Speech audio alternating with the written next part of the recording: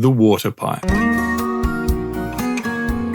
In the internet age, when contacting someone on the other side of the planet takes only seconds, it is hard to imagine a time when we didn't have radio, electricity, running water, and other modern conveniences.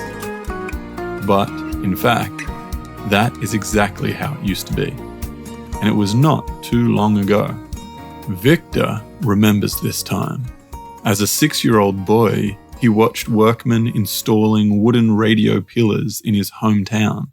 What a momentous occasion it was when the solemn moment arrived and it was time to turn on the network. Everyone in town, young and old, gathered in the main square and stared at the black box, holding their breaths.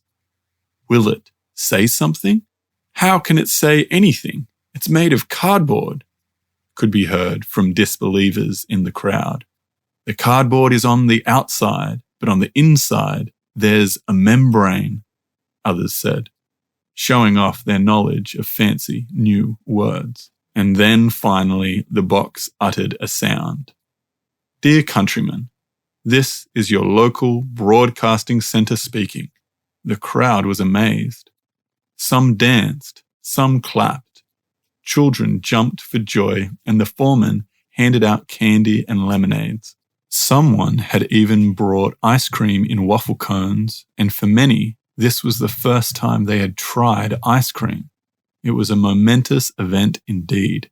After a year passed, the town even got electricity. Again, this momentous event was celebrated with candy and tasty treats. Now, school children could do their homework by the light of an electric light bulb and spend their daylight hours in the afternoons playing football. Oh, how times were changing. Even with these modern advances, no one in town had ever dreamed of a water pipeline directly to their homes. Everyone drew water from the 40-metre community well. Every day there would be a long line to get water, and while you waited, you would catch up on the local news and gossip. Later, after Victor moved to Leningrad, new wells were drilled, one for every 10 houses. With this improvement, the townspeople didn't have far to go to fetch water. For most people, this was a great improvement. But his mother would occasionally complain in her letters about her hands hurting from carrying the buckets and how tired she was, even though a well was now nearby. I must install a water pipe in my parents' house, he decided. So the next weekend, he and 2 of his friends took the overnight train to his hometown to do just that. You must rest after your trip, his mother insisted. Eat, take a nap, and then dig. Victor and his friends said, "We won't turn down a good meal, but as for the nap, it can wait until we have finished." The work went smoothly, and by Saturday evening, the trench was ready. The next day, they laid the pipes, installed a sink, and created a drainage system. This was the first house in the town with running water to the house, so the completion was met with a great ceremony. The house was filled with curious people. Finally, the moment came. "Well, Mother, turn on the tap." His mother wiped her hands on her apron, then carefully turned the brass handle on the tap, and a thin trickle of clear water appeared. "Be brave, turn it more." Victor put his hand on his mother's hand to help her. Now there's water in the house. The first house with an indoor tap. "Champagne and gorilka," he said. Gorilka is a local moonshine. Then, as if by magic, the table was quickly covered with champagne, fresh local salmon, pork fat, pickles, mushrooms, and many other tasty things. "What's missing?" he asked, looking at the children playing near the house. "Ice cream," they all said as one. "Ice cream for the children," Victor Antonovich shouted while laughing. A moment later, his best friend Vadim appeared out of thin air with a box of ice cream. "Here comes the ice cream," Vadim shouted, as he gave the precious box to the children. A great commotion followed. The girls clapped their hands, the boys jumped around the box.